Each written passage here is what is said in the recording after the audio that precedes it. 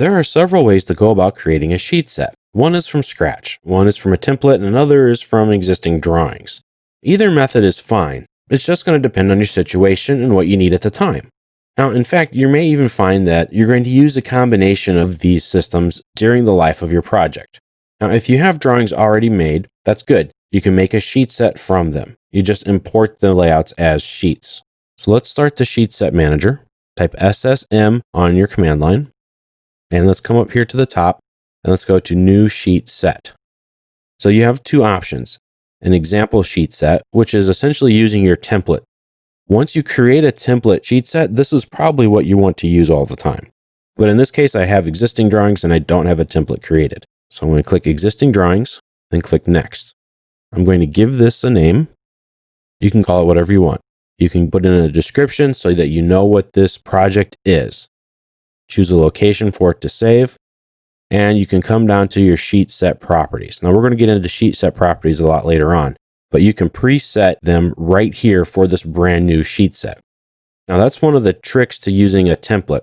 Your template will already have this step completed for you, and you'll have it organized and ready to go. But you can change these at any time, regardless of how you create a sheet set. When you're finished with those, click OK, then click Next. Now we browse for the file locations where we want to look at. I have some files here I'm going to use as an example. Not very many, but enough to show you what's going on. So when I click on this option here, I browse to a folder and it finds all of the drawings in that folder. Now with these checks marked here, it's going to load those drawings into our sheet set. It's going to attach them to it. Now you can only attach paper space tabs to your sheet set. This tells me the file. This tells me the name of the paper space tab that's there. Now, if your file has multiple paper space tabs, that's fine. You can import all of them, some of them, one of them, or none of them. Once this is finished, click Next. This gives you a bit of a rundown or an overview of your sheet set, some of the information, and click Finish. And there, I've created a sheet set. See, it's very simple. Now I have quick access to all of these files. Just double click on them and it opens it up right away. See, so now I can get to these drawings. So that's one way to create a sheet set. The most common method of creating a sheet set is to use a template sheet set file. Now, template sheet sets don't work the same way as template AutoCAD files do. Regular AutoCAD file is a .dwg file type, and a template AutoCAD file is a .dwt. Well, there's no file type designation for a sheet set. Essentially, a template sheet set file is just a sheet set file with no sheets assigned to it. It has all the other properties already set up. So to use one of those, just go to New Sheet Set, click on an example sheet set, click Next. And there are several that come with Autodesk. Find the one that works best for you, click Next. It has some information on here for you. Click Next again, and click Finish. Now this sheet set doesn't have any drawings in it. It only has some basic setup properties right here. It has some custom sheet properties right here. This is for the title block. Gives you project name, number, different address lines for the project, client name, things like that. That's just the way this one is set up. And it has different subset plans, grading plans, utility plans, roadway plans, things you might need or types of drawings you might need for a civil set of plans. Now, this is probably the easiest method to use to create a brand new sheet set. I typically create a template and then I start with that one on each project. And it's okay because you can go ahead and tweak it as you find that you need to. And you just save that and you use it over and over again. Now, as new files are created, you'll import them into the sheet set as required. And don't forget about subsets. These will help you to organize your drawings so you can put drawings in it. If we look at something I worked with recently, this manufacturing sheet set, you can see here this has different subsets in it. And a subset usually just groups similar drawings into it. That way you don't have to list all of these or scroll through the entire list of your drawings in your set. You can just look at a certain part. So these are all the assemblies. Let's also say that you need someone to print all the assemblies from your project. So you can tell them, hey, print all the assemblies. Well, it's real easy for them. They come to assemblies, right click, and they go to publish. So that's how you create a sheet set.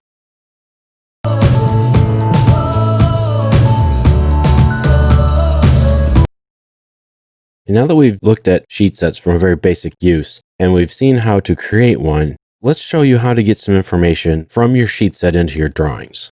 Now, if we look at the manufacturing sheet set example, if you don't have it open, click Open, browse to your folder, and find the manufacturing sheetset.dst file. That's manufacturing sheetset.dst file. Select it, click Open. Let's go to one of these drawings. I'm just going to pick sheet 2. Double click on it. And we're going to see here this little title block. It has some basic drawing part numbers, file names, folder names, project names. But let's look at this name. This is the drawing name. It's a driver roller assembly lower. And we have a sheet number, and that's sheet number 2. Now, both of these bits of text, they're just regular text objects, are using fields to get information from the sheet set manager. I'm going to close my properties palette. I'm going to move my sheet set manager all the way over and click on it so it stays open. Now you can see this information right here in the assemblies subset. Drawing number is 02, and this is the drawing name. It's right there. If I right click on this file name here, the drawing, and click on properties, I see all this information right here. Now this is drawing specific property. Now you have two sets of properties in a sheet set manager: sheet set custom properties, and you have sheet custom properties. I'll go over those a little bit later on. But right now, this is where this information, the sheet number, which is right here, and the sheet title, which is right here, is getting pulled from. So I can change this right here all I want. Click OK. You can see it's updated right here. Here in my drawing, it isn't. Well, if I just do an REA or regen all, it will automatically update that. Or if I close the file, open it back up, or save the file, anything that triggers a regen on your drawing will update that. So that's really cool. So how did they get that bit of information? Well, if you open up your text editor, I just double clicked on that text, you'll see that there is a gray box behind this text. That's telling me that it's a field. If I double click on that text, it's a field object. I can see right here, it takes me to my field window, and in my field category to my sheet set, and it was looking at the current sheet title. So it's looking at the current sheet title for this drawing in the sheet set it's assigned to. So that's this bit of information here on the left in the sheet set manager. And it gives you a preview of what it looks like right up here. So let's say I wanted to add some type of text. So I'm going to type in MT for mtext, press enter, and I'm going to put it in this box right here. So here's where my text is going to go. Now I have a couple of different options on how to insert a field. I can press Control F. I can click on the field button right here in my ribbon, or I can right click and click on the insert field option. That'll bring me to my field category right here. Make sure you're in the sheet set, and I can read all this type of information from this sheet set. Right here's a little preview of what the text is going to look like. Now we have current sheet category. That doesn't have any information on it. I have current sheet custom. So this is custom information designed specifically for this sheet. Now I can click on this little window right here to find my options. I only have one option in this case, and this is my name. So I'm click OK. Click here again, and there's my text. Now it's a little small, so I'm going to use my match properties here to make it the same size. Now, this is just regular text, nothing really special about it. I'm just going to put it right in there. You say, oh, that's a little bit too big. Well, that's okay. Right click, properties, and it says drawn by Brian B. Let's just change that to my initials. Click OK. And again, regen all. There we go. That's my drawn by. So I need to put that over here. Use my move command into my drawn by title block area. So that's how you get information from your sheet sets using fields. You can get any type of information. It can be in a title block, which is probably the most common form of sheet set information that you're going to use. Now, you could also put in different things that says controlled copy right here. So you can create a stamp for your drawings. Maybe it's draft copy, maybe it's for review, maybe it's a check set, things like that. You can put that on every sheet with fields and text, or in a dimension, or in any type of note, annotated blocks, multi-leaders, things like that. Anywhere you can put a field, you can read information from your sheet set manager and put it in here.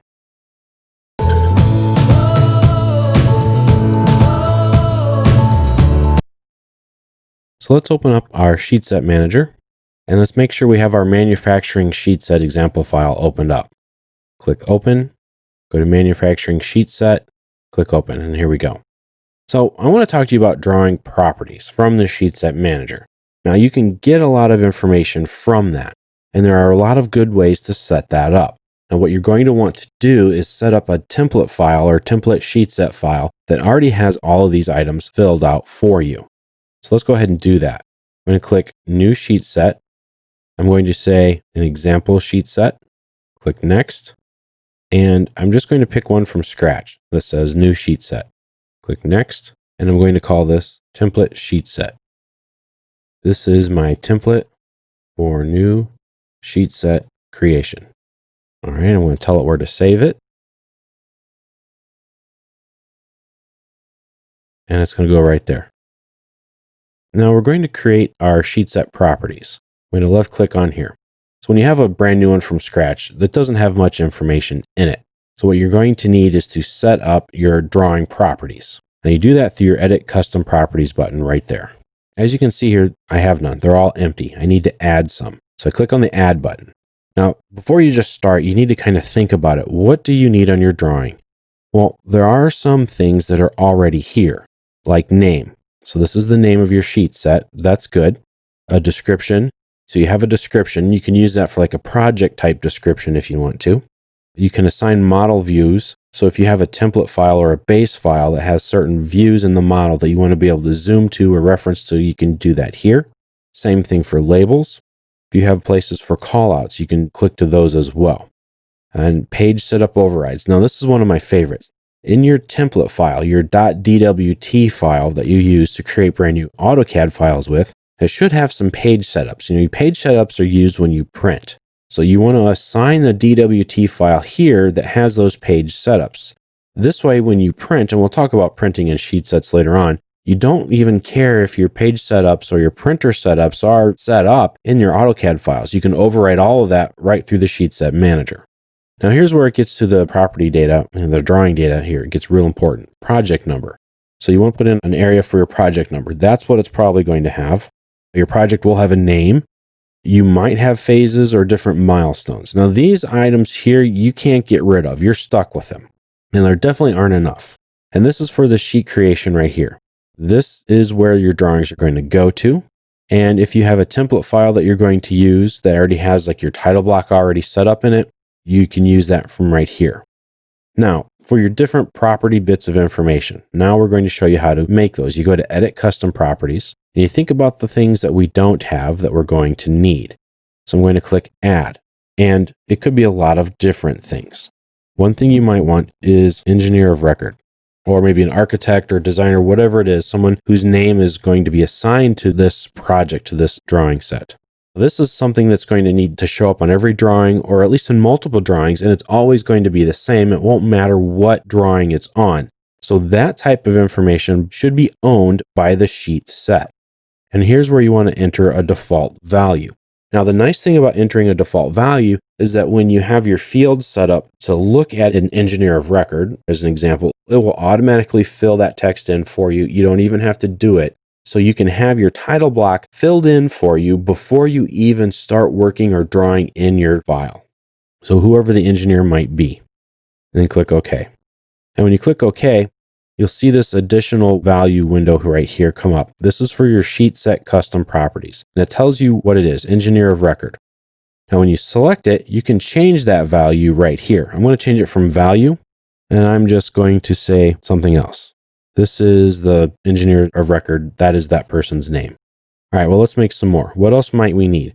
Well, we need something that's going to show up on just the drawing. So I'm going to click Add, and I'm going to click on Sheet. This is going to be drawn by, and I'm going to put my name. I'm just going to put my initials. And here we go. So when you see your custom properties here, it's starting to fill out. We have these two bits of information. We have engineer of record, drawn by. I can't edit the default values here, and I can't change what these are. So once you set up your custom properties, you click OK. You can change the value or the default value right here. I can't do anything else though. So if you have something, engineer of record spelled wrong, or we don't have an engineer of record, I can come to my Edit Custom Properties again, select it, and delete it. So I can either get rid of it completely or just change the default value here in my properties palette. So keep that in mind.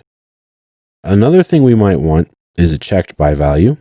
That'll be on the sheet because maybe someone else will check the sheet. Now you might want a submittal date. That submittal date might be for the entire project. So that's something we want to put on the sheet set. Click OK. Click OK, and here we go. Now we have some of these already set up. Now, what custom properties might you need? Think about that. Set them up as much as you possibly can and save your file as a template file. That way you won't have to set them up again on your next project. So you can put any type of information you want to in your sheet set properties. If there's something that you might want to put on there that's going to change over a lot of different times, but it's going to be the same on every sheet, it needs to be the same, you can put that in here. Let's say I'm working on a civil design project and I have road names. Let's say I have 5 different roads. Say I have road A. I'm going to add another one, road B, add another one, road C. Click OK. Click OK. And so now I click OK, and I'm going to click Next. And when I click Next, this gives me a bit of an overview. Click Finish, and this is my template sheet set. Now, once I'm in a sheet set, I can right-click on the title of it and go to Properties, and I can get back to all of my properties like this.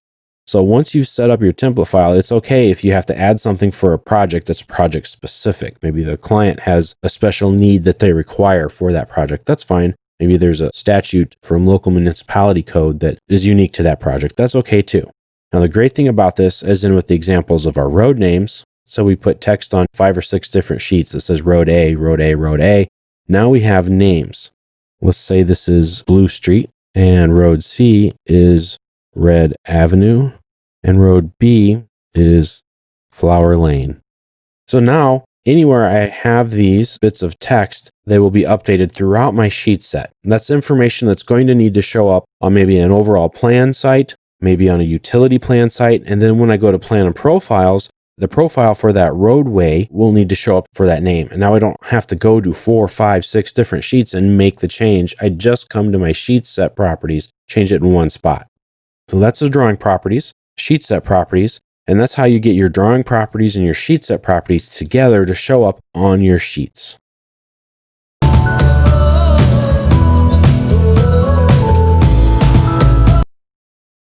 AutoCAD is one of my favorite software programs. It's been so well developed over the years that many times it can almost run itself. But there are many tools within it that can help you do less work. Sheet Sets is one of those tools. The Sheet Set Manager can help you manage your project files to a certain degree. It can help you manage your drawings anyway. Let's open up the manufacturing sheet set file. There are 15 drawings in this set, 1 through 15. There are 3 subsets, the assemblies, the parts, and the details and fabrication. Now, a subset is a group of drawings in your set. You use subsets to organize those drawings. Now, to create one, you just right-click on your main title here and click New Subset. You can give it a name. I'm just going to leave it as this, New Subset. Click OK. Usually it just shows up right at the bottom. Now, if you left-click and hold, you can reposition that subset. In fact, you can put a subset in a subset, and you can keep going on and on and on and so forth. Now you'll notice that sometimes you get that little red circle with a slash through it. That means you've gone too far, or you've gone somewhere where you can't put your subset. Now you can move drawings from subset to subset. Just left click and hold on that drawing, and then hover it over the top of the subset, and it'll get put in there. Now if you want to remove it, just select it, right click, and hit Remove Subset. Now, if you want to create a new file, that's pretty easy too. Just select the top here, right click, and select New Sheet. The only way for this to work though is to have something set up ahead of time. If you go to your properties for your sheet set, you'll have to go to your sheet creation area right here, and you'll need to set up a couple of different things. One is a sheet storage location. This is where your new files that you create will be saved at. And this is the sheet creation template. You have to have a DWT file somewhere, save that, and then reference to it. That way it will know which template file to use when you go and create a brand new file. Now to assign both of these, you do the exact same thing. Just select on either one of the names, whichever one you want to set. Click on this little box at the very end. That'll bring up your template, in this case, dialog box. click on the ellipsis button and browse to the template that you want to use. And then click on it and click open. That will set that up. Now, if your file has multiple layouts in it, in this case, this one only has the one, you'll select it right here, and that'll be the layout that it uses. Now, you have an option for AutoCAD to just automatically use that template, or I can click here and say yes to the prompt for template. That way, when I go to make a new one, it will just say, hey, which template do you want to use? And it will allow you to browse to that template. And that way works just fine too. But if you only have one template file that you use to create all of your files with, you want to say no. So once that is set, click OK. Right click. And when you right click on this top line here and create a new sheet, it'll put it in the set. But if you right click on a subset and click new sheet, it'll create the new file and put it into that subset. So whichever way you want to use, just click on new sheet. You can give it a drawing number, whatever that number is going to be. Give it a title. Double check your path and click OK. So here I made a new sheet set file right here. It's called new sheet set creation from sheet set manager. And that's right there. If I double click it, it'll open it up. And this is the border that I used. It has some information already filled out for it. A couple of sheet set fields here for the sheet number, title number, to drawn by date, stuff like that. Creating new drawings for your set is really nice using the sheet set manager because it puts the file in the right spot. It uses the template that you want to be used with this project, and it puts it right into your sheet set. So it's all right there. Anyone else can now get to it and can work with it. Now, there's another thing here called sheet views. This sheet set already has a lot of them saved and set up. You click on this tab here. You see we have sheet lists, and this is where you'll spend most of your time in, sheet views and model views. Now, the sheet views is really cool. This displays a list of all the named views that you have in each file. Now, you can open up a file and get right to that view by clicking on it. Why would you want to do that? Well, you want to do that to make things simpler. So if you have a typical detail or a cross-section view from one drawing and you need to know where it is to get to it, you can. So it tells you right here the file. This is the file that it's in, and this is the name of the view. If I double click on that view, it takes me to the name and it opens it up right to that view. You see, this is view DD. Now, if I click EE, it takes me to view EE. I can get to that. So you can do a lot of different things with this. If you have mechanical assemblies, you can go to a specific part. So maybe you make a view of your part and give that part name a view. That way you can get right to that part. If you're working with architectural drawings, you can assign views to rooms. So maybe you need to get to the master bedroom. You go to the sheet view, click on the master bedroom view, and it takes you right to that file and right to that drawing. So it makes it very easy to navigate through all of your drawings. So this is really cool. Now, if you have a typical detail or section area that you want to create a call out to, you can. Now, to create views, it's very simple. You just have to have a saved view in your drawing. So if you go to your drawing, type in the word view, press enter, and you need to save a layout view. Now you can see here, here's my DD and my EE. That's these two guys right here. So if I make a new one, I'm going to define my window, and I am just going to call it right here. That's going to be my view. Press enter. I'm just going to call it ISO. Click OK. Apply. OK. And as I created that view in my file, you can see it's right here. So now, if I want to get to any of these, just double click them. You can also right click and display. That's the same thing. Right click, that's rename and renumber. And you can give these numbers. I don't have any numbers on any of these right here, but that's okay. I can set a category for it. I can set in a call out block for it if I'd like, or a label block, whichever one I want to use. If I left click on that, and let's say I put the block right here, this creates a block. It automatically fills in the name of the view, which is ISO. In this case, the block I'm using has another field for it that I can use and put whatever information I want in it. This block is up to you. If you right click and go to properties, and you'll set your block views and things right here. You have your callout blocks and you have your label blocks for your views. So you just find your template file that block is in and you reference it. So it's that simple. Now you also have model views.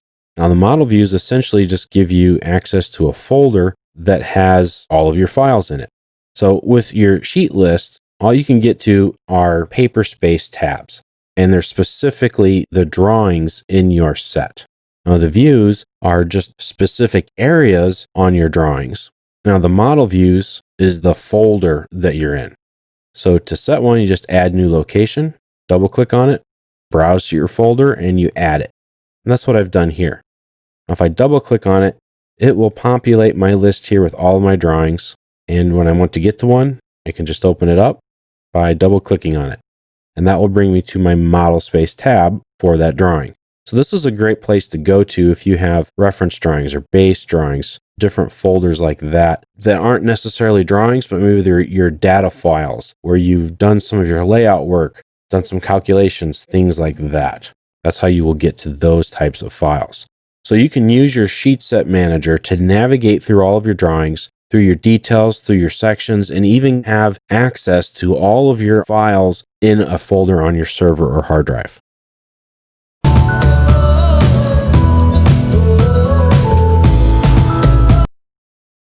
One of the biggest benefits to using Sheet Set Manager is that you can batch print an entire set of drawings.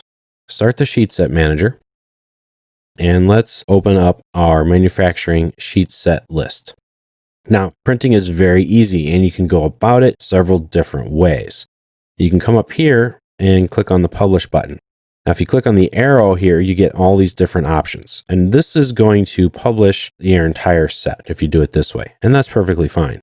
Now, you can also get to that just by right-clicking on any one of these files, the sheet set itself, an assembly, or anything.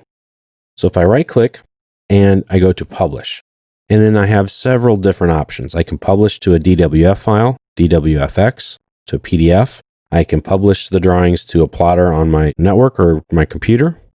I can publish them using a page setup override. Now, this is one of my favorite options right here. Well, you have to set it up ahead of time, though.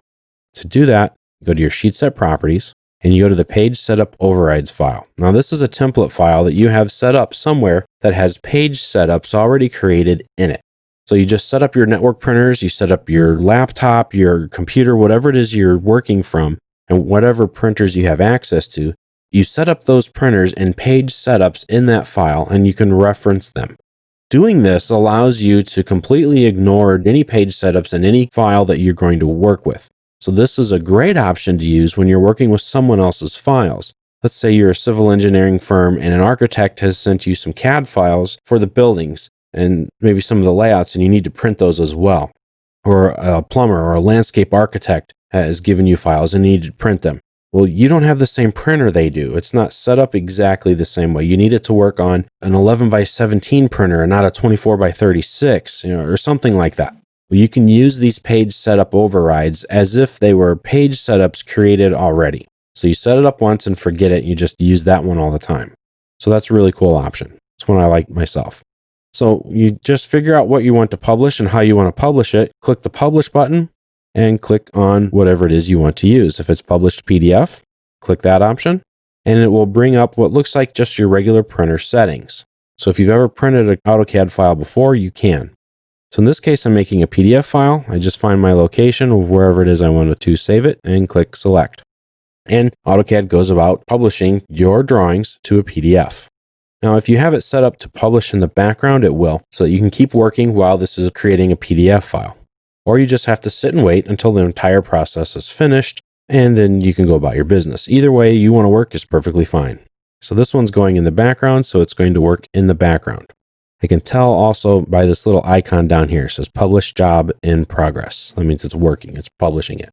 So there are some things you can do if you have drawings set up in here that you don't want published. You can go to a subset, right-click on it. So you right-click on Publish and you go down to Publish Sheets in Subset. Now, this by default is it's going to include it. But if I do not include, I click that button. And you can see this little icon here. It looks like a little printer with a slash through it. That means when I go to print my entire set, everything will print except for these drawings in my assemblies. So that's a great way to keep something from printing. Maybe they aren't finished yet and you don't want them to print. Or maybe they don't need to be submitted with this particular set of drawings, so you can turn that off so you don't accidentally click it. And that's perfectly fine. Now, of course, you have that setting available to you on a sheet-by-sheet basis. just right click on the sheet, go to publish, and go to include for publishing, yes or no. And I'm going to say no. So it won't print. Now it doesn't give you a visual like it did up here in the assemblies, which is unfortunate. So you just have to be careful with that. If something doesn't print and you're not sure why, you need to check this out and see if that's it and make sure that you can publish it. That's something that's happened to me before, and it's kind of funny when it does, afterwards, of course. Now, if you want to publish something, you can also just select the exact sheets you want to publish. Just find the ones you want, hold down the Control key, and just select whatever files it is that you want to print. So you've selected them, right-click, and go to your publishing, just like you normally would. Now you see here in our publishing options here, we have a lot of different things to choose from. You can publish them in reverse order. You can put a plot stamp on it. And of course, you can go to all those settings right here as well. So those are very cool things that you can do. Now, if you have your page setups, you can go to Manage Page Setups right here. That will take you to your template file, and you can manage the page setups right here, or you can create new ones, import them, modify them, whatever it is you want to do. So that's great. Now you can see here, my plot job finished while we were working. And so now that PDF has been created. So that's very useful as well. Now you can also e-transmit these drawings. It works very similarly to publishing, but this is a really cool thing that you can do. You can use that for sending files to someone. It'll make sure that it grabs everything you need to send that file so that someone else can use them. Now, if you like to use the publisher, you can. If you come down here to the Publish dialog box and click on that, that'll bring you into the publisher. And you can print everything just like you normally would from the publisher right here. So you can see sheet sets are very valuable when it comes to publishing or printing your drawings. A lot of the tools are right here that you can use and that you might need in order to print your drawing set.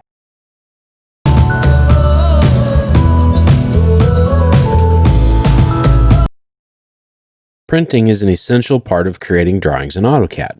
Getting your drawings to print out properly, though, can be handled in a lot of different ways, and sometimes it can be very tricky. I want to take a look at a PC3 file. So let's open up a file, go to our project folder for this chapter, and let's open up the VW252020142 file. It's just a file, and honestly, you can open up any AutoCAD file whatsoever that you want for this process. But one way to print something is through a PC3 file. Now, a PC3 file saves printer information and settings for that printer. It helps you to print out to the device that you want. Now, if you type in the word plot or print or click on the print button anywhere, you'll get to your printing dialog box. That's this guy right here. Now, mine has defaulted to a DWF6eplot.pc3 file. So that's the name of the plotter that I have right here. Now, if I click on this little button, it'll show me all the printers that I have in my network. This is on my computer right here. And it also has PC3 files. Now, a lot of these PC3 files come with AutoCAD. I have several different AutoCAD PDF files to generate my drawings. These are set up for different settings, for different quality, resolution, things like that, for different PDF settings. I can look at each of these and I can click on one that I want to use. Let's say this is just the general. I click it and I'm going to print to a PDF with these settings. Now, the settings I'm talking about aren't the settings you see here. It's in the properties settings right here. So if I click on properties, this will bring you up to your plotter configuration dialog box. I'm going to stretch it out here so I can see what it looks like. Now you have three different tabs, and the one you're going to really use is the device and document settings. This is just general. You can give it a description. You can say, hey, I'm printing to PDF here, and it has these types of settings. That way you kind of get an idea of what it's going to use. Now, this is a PDF file, so it's a plot the file. Now, if you have different ports or different methods of printing on the company network, you may want to do something with that. But typically, you're not going to touch those tabs at all. This is the one you're going to work with. So I'm going to check my source and size files right here. That's this guy right here. It has this list. So you can set up a PDF just for 11 by 8.5 inches if you want to. You can do that. So let's say that's what I'm trying to do. I set that up here. I can control some graphics. I can do my lines merge or overwrite. I can make it color or monochrome in this case. And I have some other custom properties. If I go to these custom properties, I can change the settings for my DPI. So I can say my vector quality. Let's say I want to print 8.5 by 11, but I want to save some ink. This is just for a rough draft prints fast, gets it out the door so I can just look at it, and quality is not an issue. So let's say I drop that down to 300. And if I have images in it, it does the same thing, and I click OK. So I have a lower resolution, 8.5 by 11 inch size PDF. That's what I'm making. So when I'm finished, I click Save As, and you can see here I have other PC3 files, and I'm going to call this AutoCAD PDF 11 by 8 low res. That way I know what it is, and click Save. Click OK.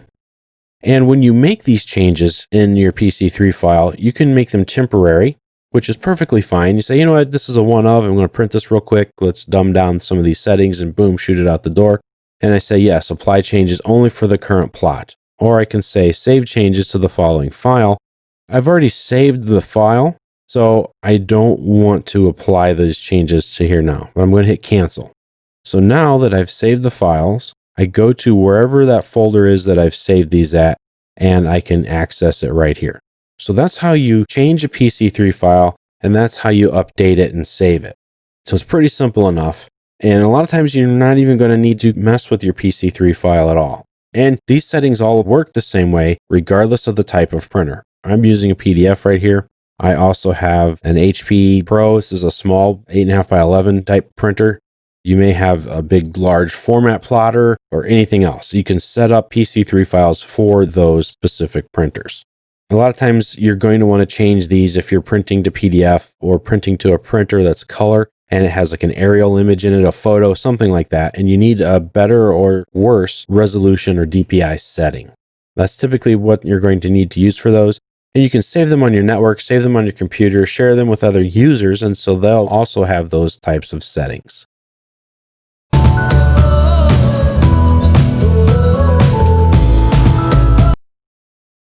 Now, how your drawing looks on paper is of the utmost importance. Most of your clients are going to look at a paper version of your drawing and not the AutoCAD version. Or maybe they'll look at a PDF or a DWF. Regardless, it's going to need to look right. So how thick and what color your lines are and how they're going to be printed is a difficult thing to answer. You got to kind of figure it out. There are a couple of different methods to use when printing your drawings and how to control those line thicknesses and colors. One is through a CTB file. A CTB file controls your pin weights, the thicknesses of your line work. It can also control the color that they're printed with in the case you have a color printer or plotter. You can open up any AutoCAD file right now, and if you go to plot, you can see right here that the plot style. AutoCAD uses plot styles to control the line weights and colors of your objects. One is a CTB file, another is an STB file. I'm going to talk about STB files a little bit later on in another section. But right now, if you click on None, and you find one of these are all the default CTB files that come with AutoCAD. They will control your pin weights. Now, to figure out what those pin weights are, you select one of them, and you click on this little button right here called Edit. That brings up your CTB file tab. This is just another window, and it lists all of the colors that you can use, color 1 all the way through 255. So you have 255 options. Now, this is the form view. This is where you're going to work most of the time on this. This is a table view. It kind of shows the exact same thing, but it's in a table. This is just the general description of what's going on. So every color, in this case color 1, which is red, is controlled to print right through here. In a CTB file, that is a color-controlled plot style table. So it goes by colors. So if you assign a color to an object or a layer, this pin for color 1 will control how that red object is going to look. Now you set this all up right here for each one of these. So you have 255 options. So the color, you use the object color. You can even make red print blue if you want to. I don't recommend doing that. The only thing that you should set your colors to are the actual color that it is or black.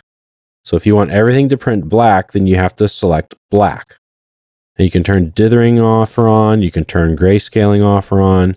You can assign a pin number or a virtual pin number to it, or you can have screening. Now, screening tells it to print it with a certain intensity. It makes it really light or really dark. It's kind of like shading. Now, 0 won't print it at all. It's completely screened.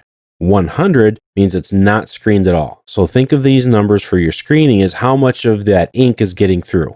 So my screening is set to 100, so 100% of my ink is coming through. And you can set this up for line types, and you can set that up to make sure everything that is red is a dashed line or a solid line or a center line. You can control all of that here. I suggest that the only thing you really control with these properties is the color. So you make it the actual color or you make it black, and your line weight. So you can say everything I make red is going to be really thick. So to do that, you come and you pick one of these line weight settings. So if you pick it at 2 millimeters, it's going to be a 2 millimeter thick line. So you go on to your next one and you change all these, you set them all up and click save and close. I'm not going to save any changes to this file right now, but that's the way you do it. And you set up different CTB files to print for different size paper, for different screening, monochrome, grayscale, or to print to color, whatever it is you might want to print to. So how do you know something is going to print red or blue or whatever color that you have?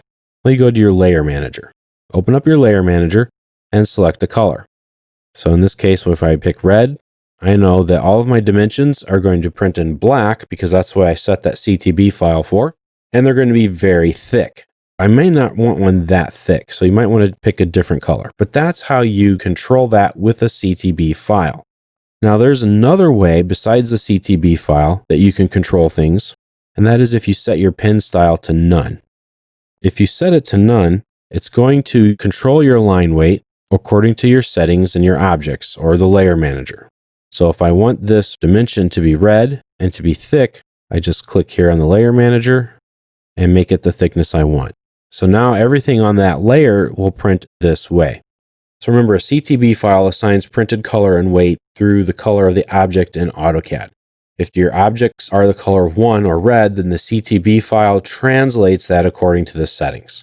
Typically, users will make sure a color prints to color, black and white prints to black and white, and a company will set up standard or default CTB files. Now, the biggest advantage you get from a CTB file is that you know that everyone is working the same way. They know that all their dimension lines are, in this case, red, and so that they're all going to come out at the exact same thickness.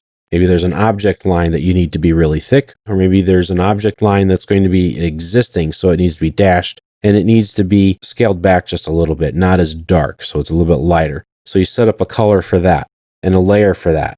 That's what a CTB file does. You know, when you look at the color, it's going to be that thick on your screen because you've established a standard, and that everybody works the same way so that all of your drawings come out the same way all the time. Now, one drawback to it is that you have to use the colors that you preset. So if you have trouble visualizing something in AutoCAD, you might want to change the colors so you can see it better. And so you kind of lose that ability by doing that. But that just depends on how you want to work and what works best for you and your team.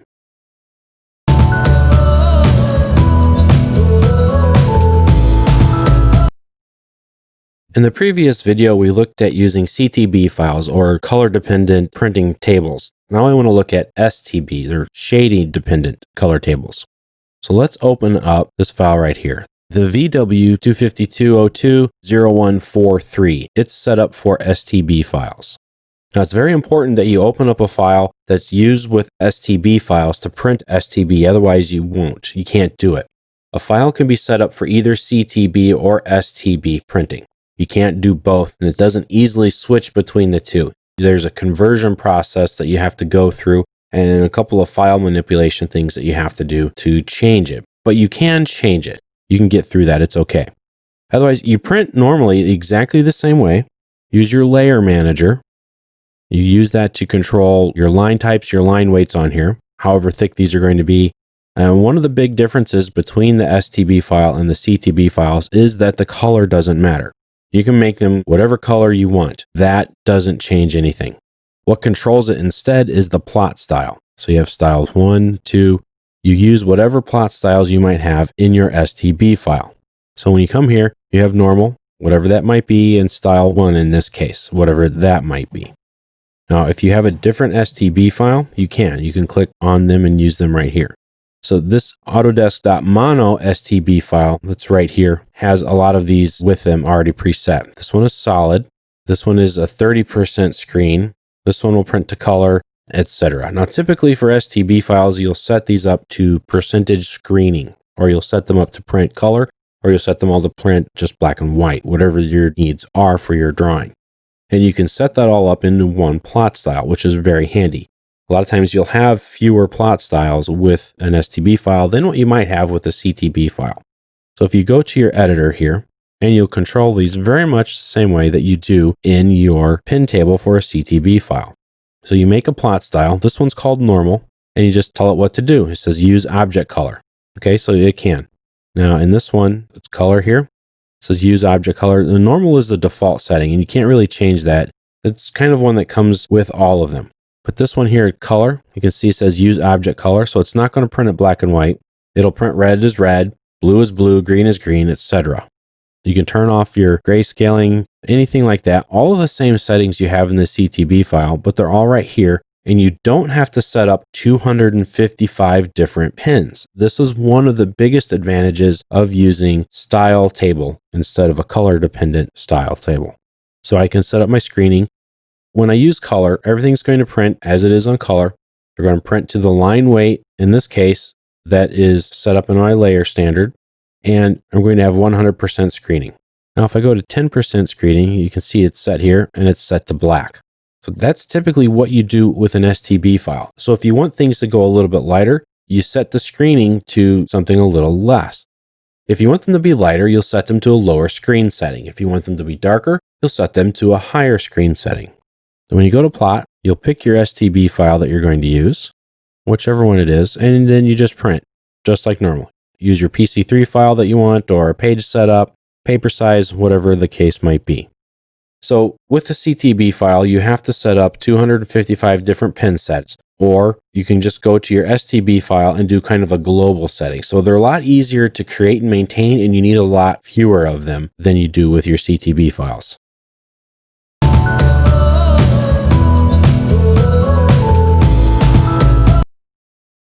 The Publisher tool in AutoCAD makes printing files much more easy. It gives us a tool that will print out as many copies of as many files as we need to and collate them without having to open up any of the files. Now, it used to be that if you wanted to print a file, you had to open it up one at a time. And if you're using sheet sets, then you can just batch print right out of sheet sets real easy. But if you're not using sheet sets, maybe you have a bunch of files from a third-party vendor and you need to print them all, this is how you would do it. So you just need to open up a file. So let's open up these three files, cover sheet, the 0142 and 0143. Let's open up all three of these files. Now, if I want to print them all one at a time, I have to come here, print, go through the settings, hit print. I want to print this one, go to it, etc. But I'm going to use the publisher. Just type in publish. And when you do that, it'll open up all the files you already have opened and add them to your list, model space or paper space. So that's great if you have all of your files already opened. Now, if you want to remove something, you just select the one you want to remove and hit this minus button. If you want to remove more than one, select them. You can press the control key down and that will pick each of the individual files and click the minus button. So now all I have left are these three files here that I have selected. The ones I have open, they're going to publish them. And it's going to use a page setup that's set up in your file. So it's going to go right there. Now that's great, but that's the key thing to using Publisher. You really need to have a page set up already in your file, in at least one of them. If you don't have a page set up, you can click on the import button, go to a template or a drawing file, and find a page set up there and import it. So you can do that. If you have a template file or anything like that, you can bring that in right here. Now, if you select all of your files at one time and click on the page setup, whatever page setup you use right here, whatever you click on will be applied to however many drawings you have in your set. So if you need to add a few more drawings to it, you can click on the plus button here, find the drawings you want, and add them. Now, since you have all of your drawings set up, you can save this list. Click on the Save Sheet List button here, but you have to make sure if you've opened any of them that you've saved it. So you just click on this Save List Sheet button first, and it will save what's called a .dsd file. So you save that file and you'll be able to load that up whenever you want. So let's say I didn't have any of these files in here. I could click on the Load Sheet List button, browse to the folder that I want, select the DSD file, click Load, and it will load all my sheets.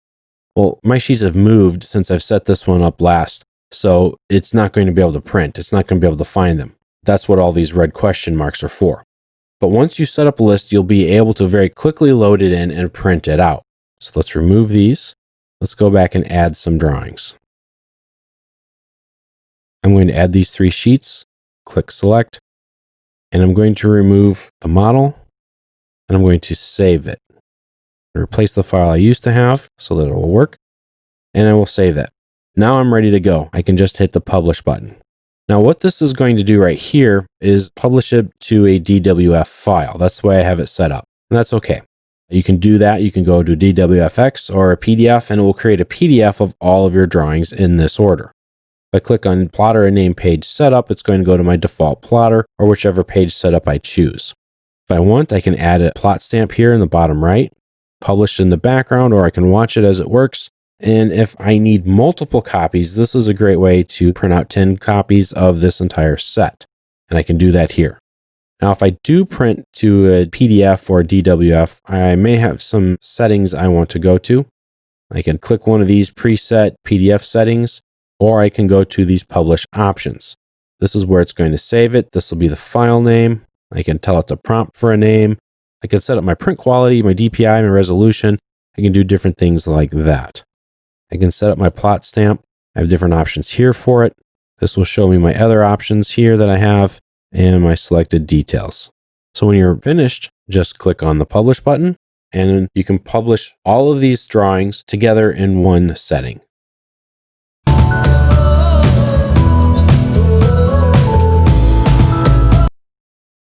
So there's a lot more that you can do with AutoCAD besides making drawings. One of the output formats is an AVI. An AVI is an animated video. So you can make videos of your models in AutoCAD. Now it's best to do that if you have a 3D model, which I have one available for us. So if you open up the 3D rendering.dwg file, you'll see a 3D model of a simple house on a street, and it ends in a cul-de-sac. It's just one house. It's right here. If we kind of zoom and pan around it, kind of get an idea of what it looks like. So there's a driveway, there's a road, there's a stairway, some windows, garage doors, roof. So that's it. Put us back in plan view here, typing in the word plan. And we're going to use the Anipath command. ANIPATH. This is for the motion path animation. Now, in order to do this, you need 2 different things, a camera and a target. You have 2 options for both. Point, a single point, or a path. So if you make your camera go from a point, it's going to stand there and record the video. If it goes along a path, let's say I start here at the road, I walk up the road, come to the house, walk around the house. Imagine me going on a tour of this house with the video camera on my shoulder, and I'm recording that video, and it's pointing to wherever I point to, and it's recording video. So what I'm going to do is create a pathway. So let's cancel this command. I'm going to use a polyline. Let's say I start right here on the road, and I walk down the road, and then I just walk around the house. So that's the pathway that I use. Now keep in mind, it's going to look from that perspective of that pathway. So I want to raise this pathway up. The good number might be 10. This drawing's units is in feet, so this path is 10 foot up in the air. So if I start the Anipath command again, and I want to pick this path. So I go to the path option, and I click this button right here. It's the target. I come here and I select the line for my pathway. Now, wherever I start from, if I pick it at the beginning of the line, it's going to start there, and then it's going to travel this direction. If I pick here, it'll start here, and then I'll travel this way. So just keep that in mind when you go. You can give it a name. I'm just going to call it path 1 for right now. Now I need a target. So imagine I've selected this path, so I'm walking along this pathway. And so as I go, I want to be looking at the house. So I can do a couple of different things. One, I can choose a fixed point, which is what I'm going to do. And I'm just going to pick somewhere in the center of the house. I'm going to call that point 1. Or I can pick another path. Depends. You can do some real nice, cool animation tricks with that. But in this case, I just need this to be very simple. I'm going to start here. I'm going to look at the house. And as I move down this line, I keep staring at the house. So as I rotate around, I'm looking at the side of the house. So that's what I'm going to do. So this tells you where you're at. This is the path, and we're ready to go, really. over here on the right are our settings. Now you can set frames per second. A lot of times 15 frames per second is pretty good. The higher frames per second you have, the better the resolution. It takes more pictures per second. At this rate, it's taking 15 FPS or 15 frames per second, and it's taking 30 frames, and it's going to last for 1 second. So this is what's going on. Once I clicked here, it kind of reset that. If I up this to 2 seconds, the number of frames goes up. So this will automatically calculate for us. So if I increase this to say 40 frames, one of these numbers has to change, and it's going to be the duration. So I'm going to set this back to 1, put these at 15 and 15. So this is going to be a shorter video. But the higher the resolution you want, the longer you want it to last, you'll need to raise your FPS rate up and your duration up. They also have a resolution here for the size of the video. This is in pixels, whichever one you want to use. A bigger picture obviously is right here. Smaller is right there. I'm going to show this, 320 by 240. Now you have a couple of different options of output, AVI, MOV, MPG, or WMV, whatever you want to use. So I'm going to click the preview button right here, and I'm going to let this process, and you kind of get an idea there of what it's going to look like. See, that doesn't last very long.